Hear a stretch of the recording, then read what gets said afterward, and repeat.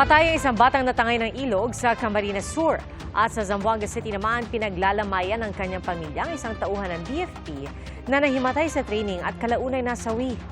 Saksi, si Jessica Calinog ng GMA Regional TV, Balitang Bicolandia. Hindi akalain ng pamilya ni Fire Officer 1 Jerwin Gonzales na bangkay na itong iuuwi sa Zamboanga City. May 16 nang lumuwas si Gonzales sa Pagadian para sa oath-taking bilang bagong opisyal ng BFP. Nagsimula rin ang training niya sa BFP Regional Office 9. Pero nitong May 20, nahimatay si Gonzales sa gitna ng drills. Kanya lamang amuya kasi el head del tactical officer. Conversar conmigo which is Talia Elena, emergency room that time. Habla Elena, unconscious daw di mi hermano.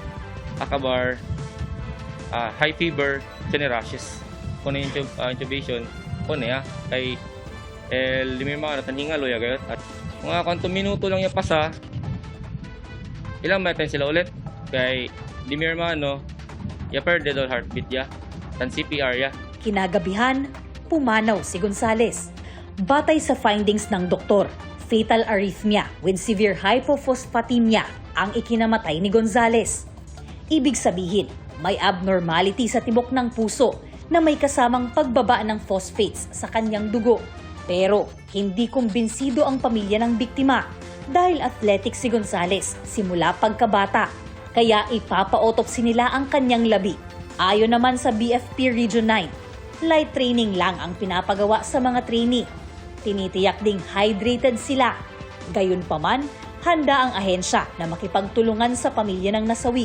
I relieve all tactics, duty man, off-duty man, to pave the way for the impartial investigation.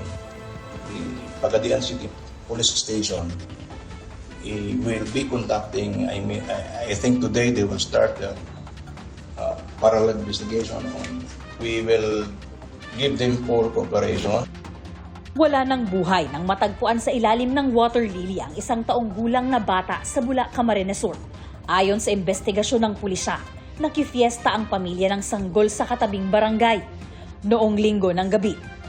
Pauwi na sana ang pamilya nang lumakas ang agos ng tubig sa ilog. Lumubog ang bangka at nabitawan ng ina ang sanggol. Patuloy na kinukuha ng GMA Regional TV Balitang Bicolandia ang panig ng pamilya ng sanggol. Para sa GMA Integrated News, ako si Jessica Calinog ng GMA Regional TV Balitang Bicolandia, ang inyong saksi. Mga kapuso, sama-sama tayong maging saksi. Mag-subscribe sa GMA Integrated News sa YouTube at para sa mga kapuso abroad, samahan niyo kami sa GMA Pinoy TV at sa www.gmanews.tv.